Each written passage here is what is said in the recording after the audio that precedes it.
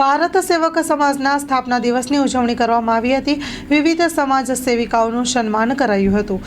દેશની રાષ્ટ્રવાદી સંસ્થા ભારત સેવક સમાજનો 73મો સ્થાપના દિવસની ઉજવણી કરવામાં આવી હતી। આ પ્રસંગે સંસ્થાની કચ્છ જિલ્લા શાખા દ્વારા એક કાર્યક્રમ અત્રેના કચ્છ મહિલા કલ્યાણ કેન્દ્રના હોલમાં કેન્દ્રના પ્રમુખ કમળાબેન વ્યાસના અધ્યક્ષ સ્થાને રાખવામાં આવ્યો હતો, જેમાં મહિલા સશક્તિકરણ વર્ષ ચાલતું હોય તેના ઉપક્રમે 2 મહિલા સમાજ સેવિકાઓનું સન્માન કરવામાં આવ્યું હતું।